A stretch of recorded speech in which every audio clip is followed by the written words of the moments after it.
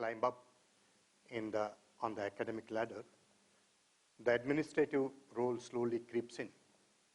As an assistant professor, we are asked to do certain small administrative responsibilities, organize a conference, and be on as a junior member in several committees. So there is a slow gradient for administrative responsibilities for faculty,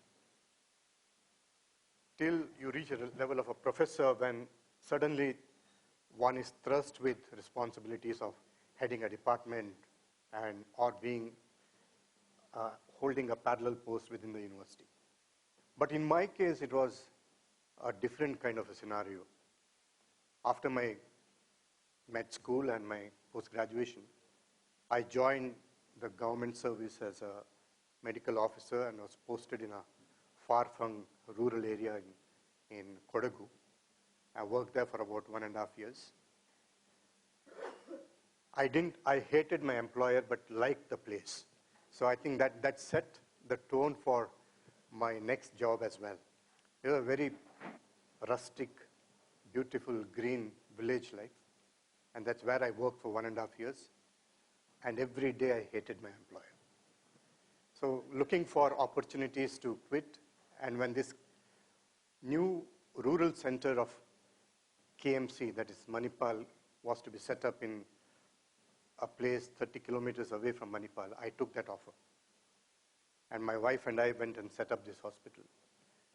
So right from day one, the administrative responsibility was thrust on me. So I was thrown into the pool and asked to learn to swim. So that's how difficult it was initially. But I did not know that it was administration. I did not know that it was leadership. We were all of 6 people in the makeshift hospital, which we built later on into a permanent hospital. We were 6 people, 2 doctors, my wife and I, 2 orderlies and 2 nurses. That's it. And slowly over a period of time, we went on adding. So I did not know that was leadership. I did not know it was administration. You grew with the job. So I worked there for 14 years without realizing that I was doing something different. All I wanted to do was do better every month. I think that was something that came handy when I took up more responsibilities at the university.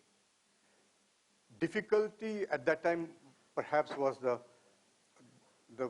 what we call as a work-life balance, which came in quickly in my case because work and professional life and personal life merged because my wife was also working in the same hospital. So we struck a balance by saying that 12 hours I'm the boss and 12 hours you guess who. That's nice. So that's how it was.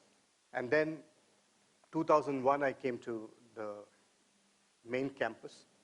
And from then on, there were several movements, both lateral and upward, which added to my acumen in administration. There came a critical point when I was tipped to be the Vice Chancellor. And that was when I sought external help. And I had to go through a rigorous coaching exercise. For 9 months, there was an agency that was hired to coach me and went through the process. Quite tough, quite difficult at times, made you look at yourself with an entirely different set of eyes. So that was but very enjoyable, and it all paid. So over this period, I think that has been my journey. But let me ask you a question, Uday. So these questions are rigged so that I'm reading these questions. You have done so well at V School, and we have all heard about Wellinker. As a group director, also several roles in the Association of Indian Management Schools, NHRD at the university, and also your PhD and the Eisenhower Fellowship. But this has all shown your appetite for leadership and entrepreneurship. How have you developed these skills? Just probably I need to go back to studying from even my schooling days. Fortunately, I did my schooling from the municipal school and vernacular medium. So which kept me a bit grounded from those days itself. And then later on picked up with respect to engineering, MBA, PhD, and did quite a bit of executive education with Ivy Leagues across the globe, including Booth School, Stanford, Harvard, and a couple of others. But one of the learning from education point of view, which I picked up those days, is we must invest in ourselves, whether our employer, whether our sponsorer is investing or not. In those days, probably, I think maybe the Wellinger management would not have on their agenda that to send me to Harvard or to Booth School. But I feel that to be successful maybe in academia or so, I must learn on my own, maybe it's my investment. So taking charge of the future, I think I started quite at an early stage in my, at least, academic career. But after my engineering, when I moved to Mahindra's, so Mahindra gave me tremendous skill set. On the shop floor, I worked for almost close to 9 years in the Kandivali mother plant and Ghatkot plant. And Mahindra's gave me people management skill set, even to sell through multiple situations and very adverse, like during the lockout period. Normally, lockout period is very stressful for any company, and that too on shop floor. But that exposure came through Mahindra's. And after post-MBA, I decided not to join a company like Mahindra or any big corporations, but let me go beyond my specialization of manufacturing or operations, or maybe people management, which I've learned, to a bit more 360-degree point of view. And I got into a profession of taking over a sick company and turning around with a team of few professionals. So my first sick company was a listed company on Bombay Stock Exchange. And because it was a sick company already and with the multiple plants, that gave a very different exposure, that how I should go about marketing point of view, finance point of view, even HR point of view. And to turn around was a very challenging assignment. I was posed a question by those days, one of the MD of a company who gave me offer, Uday, are you sure that you'll get even bread and butter if you join this company? And it was not in Maharashtra, it was in Gujarat with multiple plants. But I was more than confident maybe. I said, not only bread and butter, but I'll get the jam on the top of it. And I think probably that turnaround assignment gave me tremendous insights for myself.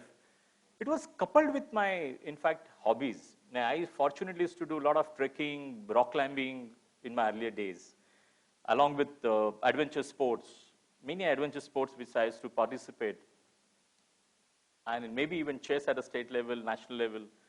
So sports probably somewhere reinforced me in terms of my, I'll say, set of qualities. My risk-taking, I really picked up from whatever I used to do, like rock climbing and mountaineering or so. Parallelly, in fact, I really feel, and I was fortunate, that my mentors, my teachers, the three of my teachers who taught me in Wellinger those days for my MBA, and those teachers were there with me even later on in my journey, when I was just gearing up for the future, and learning from my colleagues, even from peer group. So probably I think that also gave a different insights, because you learn from the students so much. From age group of maybe 20 to even 75, 80, that kind of different generational learning was coming through. On academic front, I think when I decided to come back to academia, my predecessor invited me, why can't you come and contribute to your alma mater? And I really felt it's a very different ballgame. People laughed at me. I still remember my friends from Mahindra's and other company, they laughed at me. Are you crazy getting into education? Because typically education is not meant for really for the high-end professionals. It means for people either who are retired or maybe wish to take it very lightly, and peaceful lifestyle, work-life balance. But somewhere in the first week itself, I really felt if I'm going to run my consulting, I started consulting those days and be with the Wellinger for 1 or 2 lectures, it will not really help me or even institution. Then decided to shut down the consulting, but just focus on V-School. But that inner calling, I think being extremely kind of, satisfying. And somewhere over a period of time also that sense of fulfillment is huge from where we were. And parallelly, maybe in the recent past when I got Eisner Fellowship on topic of teacher as a leader and leader as a teacher. And when I happened to spend time with some of the best leaders of the world, maybe $100 billion plus kind of corporations or Harvard president or many other who's who, I really felt one aspect of leadership, which is discipline. And many of those leaders were nurtured by West Point and I'm sure everybody must be familiar with the West Point Academy or so, or what Unit 8200 does in Israel when they train commandos. I think those kind of aspect I picked up extremely well. And in this overall getting groomed, optimism, a perpetual optimism has helped me tremendously. Because overall, we tend to experiment and education is not really being looked after so much and plagued with so many challenges. And we experimented. One of the experiments which I would like to share with the audience, we thought almost close to 88% people are drop out for many reasons in place like Maharashtra. By graduation when you reach, 25% by SSC, HSC maybe 50%, then 25%, then 13%. And then 6% are not touching even 50% mark, who's supposed to be eligibility. And we really thought for ourselves, if only 6% are eligible to apply for management, for MBA, what happens to rest of 94%? Does it really make sense? And we wanted to break that myth. And we did that experiment in 05, 07. We picked up just 2 guys. One was 11th standard fail, and one was doing night schooling, night college. And both of them were working with Mahindras. And Captain Raghuraman, myself, and one of my colleagues was there on this project. And we thought these 2 students which were picked up, and they had tremendous passion. They were really looking forward to learn. And their salary was just 3,500, and they were staying in Chawl in Mumbai. But they wanted to do something good. And we made them to go through that experiment with the students being mentors, as well as we asked them to quit the job. We supported their tuition, stay, everything. And to our surprise, the way in which they proven at the end of the first year, without any kind of leniency, they not only passed, but they touched, in fact, 60% marks. And on the day 1 of the placement of that particular batch, on 4th Jan 2007, ICICI Bank picked them up with 50,000 salary, along with all other students who were there from across the kind of country. We didn't give the same qualification. It was only certification which we conferred upon them. But this kind of experiments gave us and gave me particularly a tremendous confidence. Bangalore campus of mine, and many of my colleagues are here. Bangalore campus, when we actually put up in electronics, it was a SIG company. The first time, maybe it is very rare being seen, we did an acquisition of a SIG company investing $3.5 million, crashed that project in 8 months flat after we took over. Again, tremendous kind of experiment. We worked on a very unique product, GCL, Global Citizen Leader, and we worked with one of the top-notch leadership company in the world, like CCL, Center for Creative Leadership. And that was when that was actually appreciated by, in fact, Stanford Social Innovation Review, that this was one of the very unique experiment of picking up the challenges and working on this. So somewhere deep down, I think the entire journey was very satisfying to be in academia. And at the end of the day, I really felt that if you have a growth mindset throughout, whether you're in education or whichever sphere, I'm sure that helps you to raise your bar and take it to a different league altogether. Thanks, Uday. As an add-on question, if I may, so we know that there are so many business schools in this country, close to 5,000 if I'm... Yeah. India has largest number of business schools. Yeah, that's right. So how do you think this is a challenge for V School in terms of meeting the expectations of the employer, I'm sure student? many of the people who are here, it's a big gathering, and I must compliment Harish and the team. How many of you are attached with the educational outfit setups? Whatever role, maybe teaching, maybe you consult, you recruit, okay, quite a bit number. Now, I'm sure, at least for the people who are hardcore from education, take it with a pinch of salt and in lighter way. But it is being said that education is in comfort zone.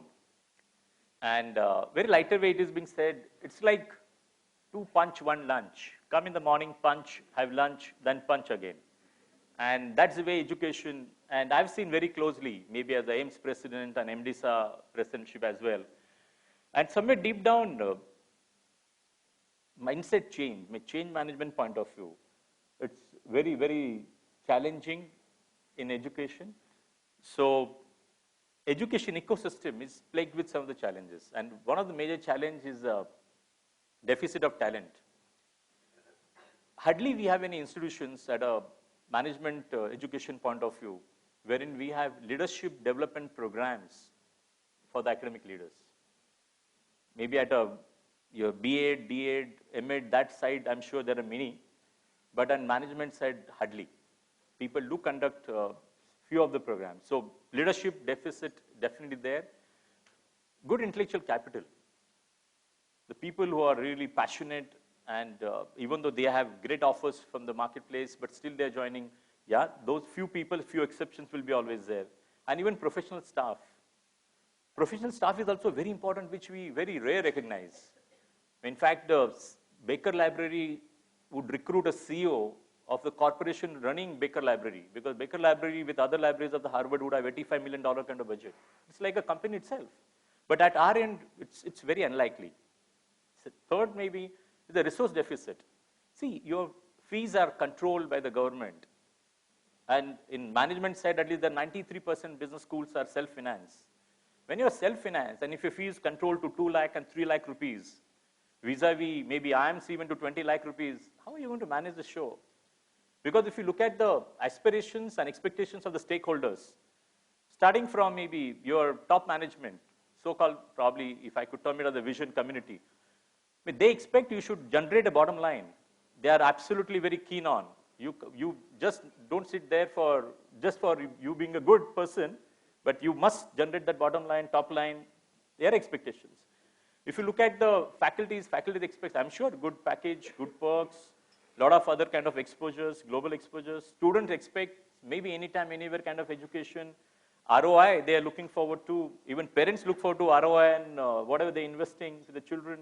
Government wish to have excellence, probably equity, expansion, employability, entrepreneurial kind of skill set. Your alumni expects, again, the brand of repute. So to manage all the stakeholders' expectation, you need to be a superman or superwoman. Really, it is not a job of very normal, common human being that you can achieve everything in this one go. And along with this, the disruption, I'm sure Suresh mentioned, Bhaskar mentioned about VUCA world. VUCA world is there in education as well, of different kind. Now with the tech disruptions coming through, I'm afraid that in terms of how many educational institutions are gearing up with the pace of the exponential change happening in the marketplace. Very unlikely, very, very unlikely. Parallelly, you need to be in the innovation space, you need to be running like a lab, experimentation lab. People speak about co-creation, co-production, everything is absolutely done. And parallelly, you have to manage the people, leading people wherein your top job, like yours or mine or many of the other senior leaders sitting here from education, the top is lonely. And many of the very senior colleagues in education, they don't wish to be in that position because they feel that I came from corporate life not to make my life again stressful, but I wish to be a bit more peaceful. I wish to balance both, work-life balance kind of thing. And parallelly, on the job learning, which has to kind of, people need to look into it.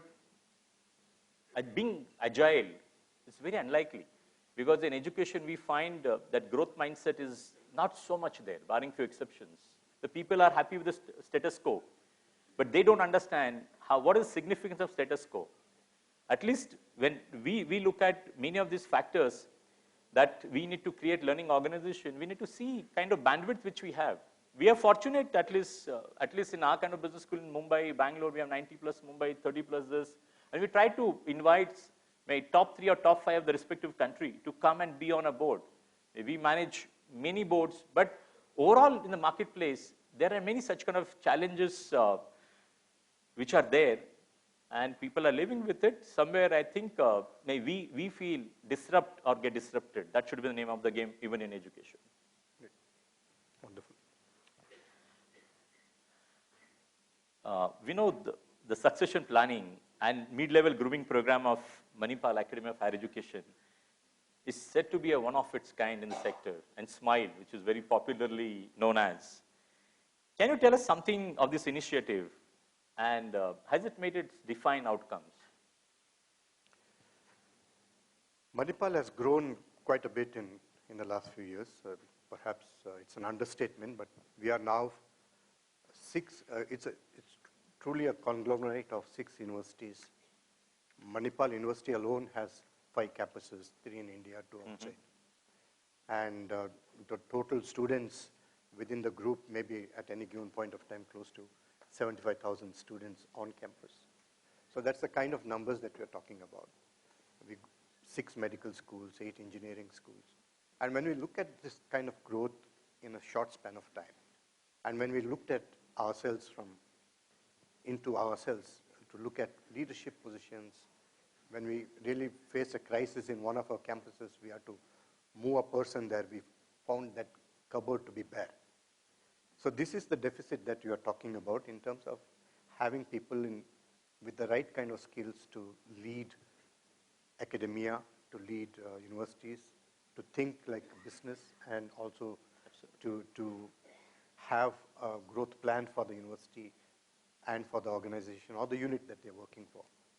So that made us think, and in 2015 we came up with a plan of creating a program for mid-level teachers so that they become teachers and leaders for tomorrow. So we called it SMILE. SMILE stands for Synergic Manipal Initiative for Leadership Engagement. So the process was simple. We invited associate professors and above, despite how many years they had put in, what is their age, that was not a bar.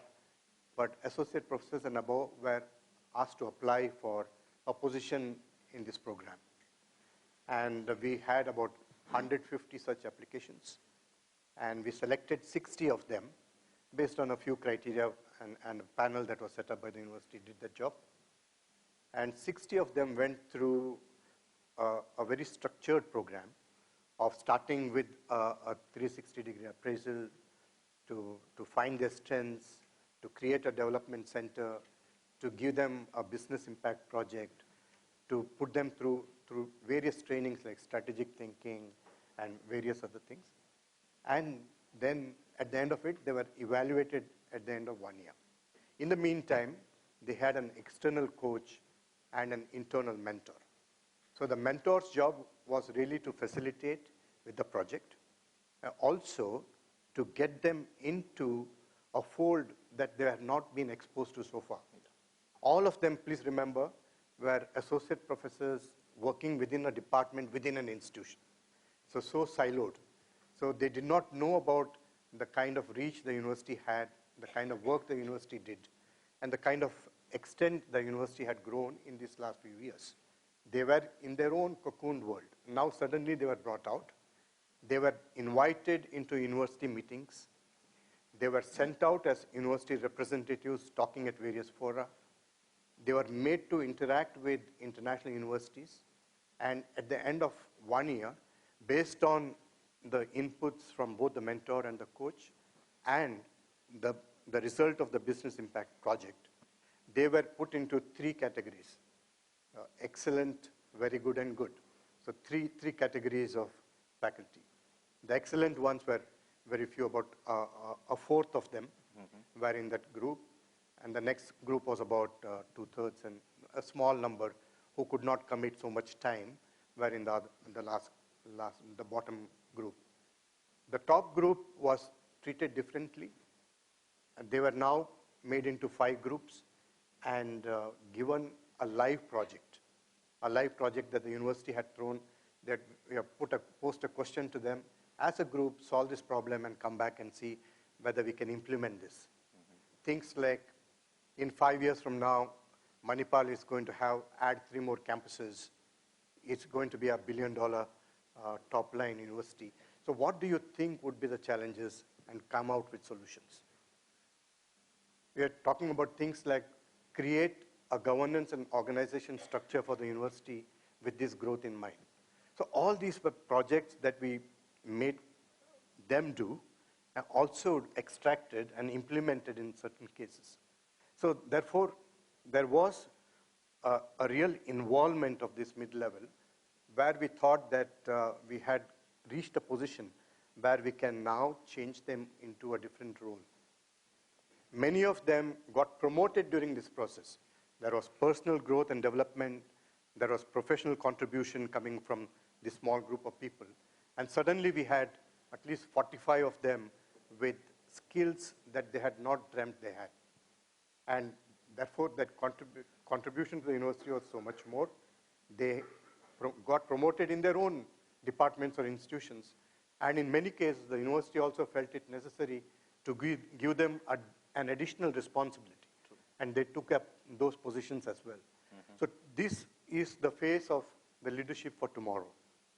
As we grow, as we expand, as other institutions and other institutions and universities of the group look to Manipal for at least exporting some of this talent, we are ready. At the same time, I should also mention about the threat, because now we have created a pool of very talented people, very committed, very organized, and perhaps highly productive. And I know they have been approached by several other organizations for jobs there. And I don't mind losing them, because I know that even if I lose them, the real gain is the education sector in the country. And I don't lose them because they stay connected with me. So I feel that this is something that we have created, and I feel there is an opportunity for many coaches in this hall to look at education sector. This is still not there anywhere. I don't think there has been a parallel to this kind of an initiative in any other university in the country. And I feel some of you could look at it very seriously to create a program customized for a university or an institution who could be your client for the next 2-3 years. Sure. Would you like to?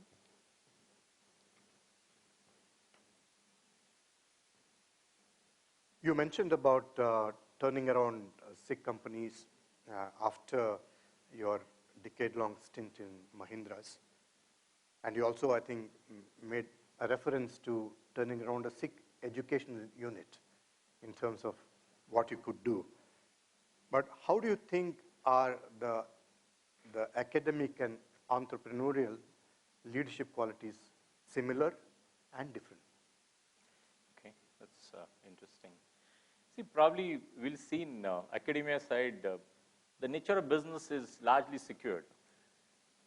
And unless and until you really do something wrong, and probably you are unable to cope up with the expectations of the stakeholder, but largely. But whereas I'm sure marketplace for the open market for the corporations is absolutely very dynamic.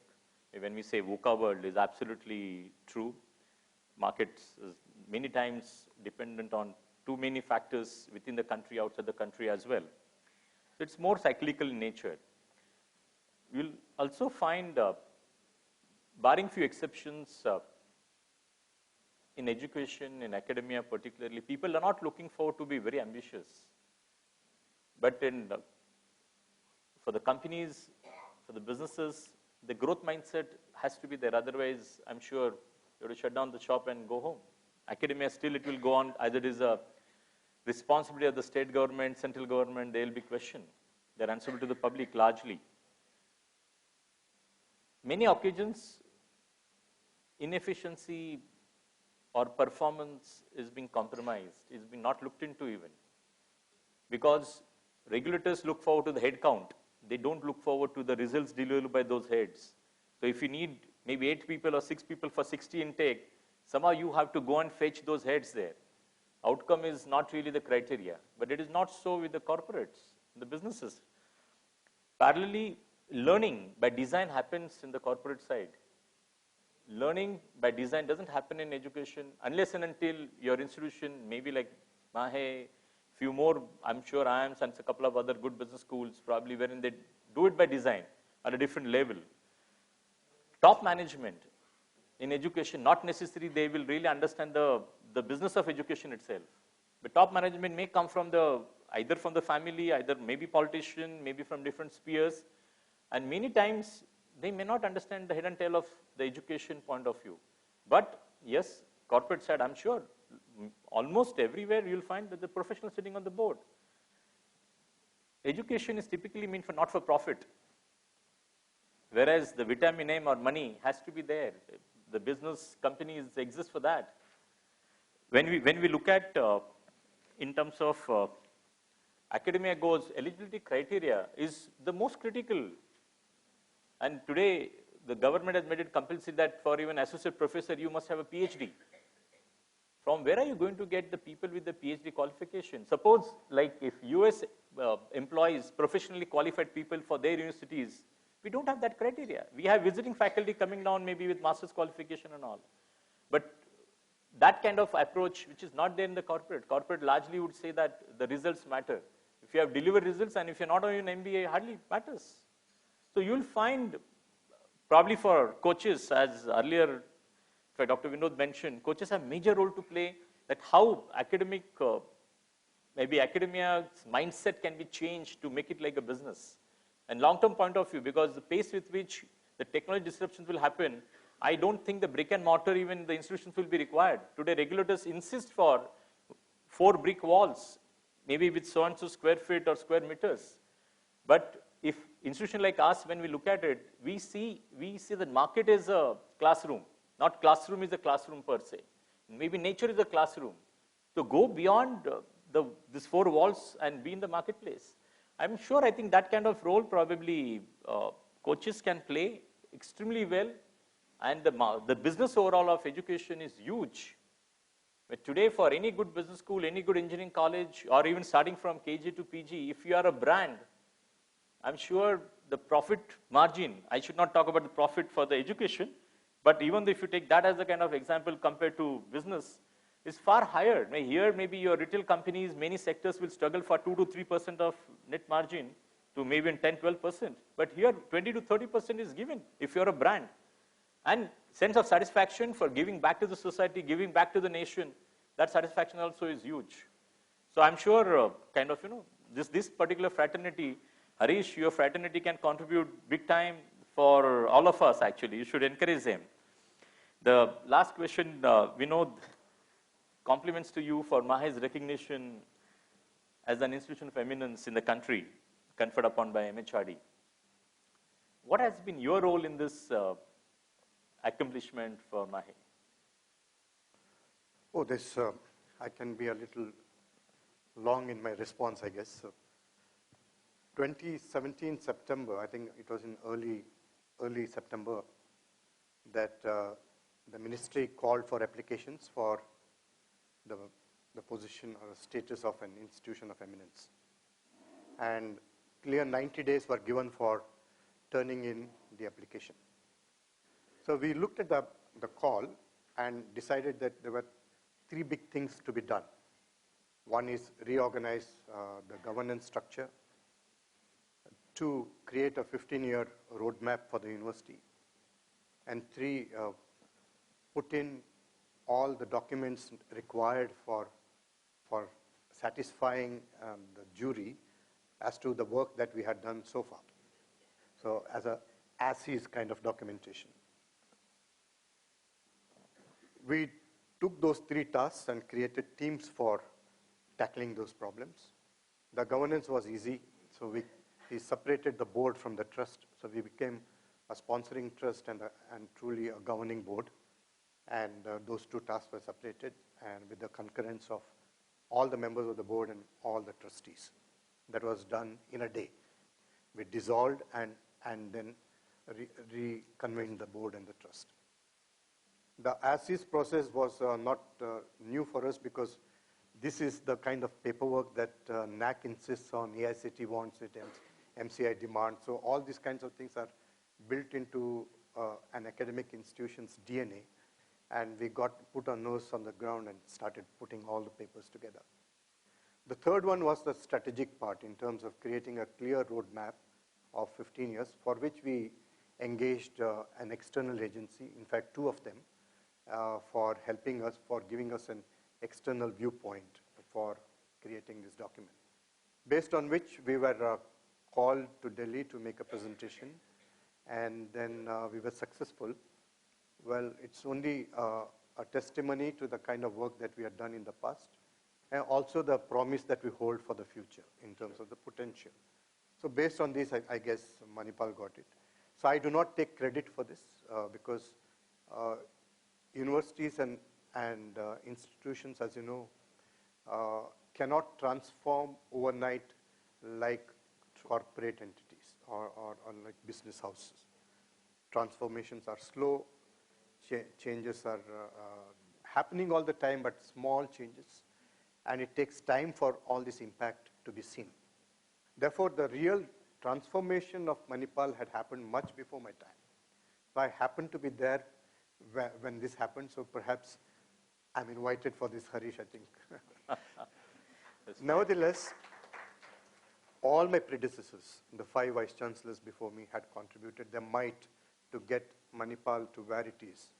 I only made a few nudges here and there, perhaps straightened a few wrinkles, and made a strong enough presentation. That was my contribution. But going forward will be the challenge. So when I took charge as the Vice Chancellor in 2015, my tenure was for 5 years. And I stepped down in May of 2020 when I go back to academia. So at that time, I had promised one thing, and that is I'm going to make the job for the next Vice Chancellor very difficult. So that difficult time is staring at us now, because what I have done is the easy part. The difficult part is to get into the top 500 of the world universities in the next 5 years, and the top 200 in the next 15 years. So that's where we are, and I feel that the credit really should go to the team that had put up all these 3 together. To just give you the nature of work and the scale of things that we had done, the as-is document that I talked about so lightly in saying that we had to put all these papers together, that amounted to 26,000 pages. And that was the application that we had turned into the Empowered Committee. Perhaps they were so intimidated they did not read it and called us for the interview. Thank you. That's fine. Thank you. Thank you very much for such a patient hearing.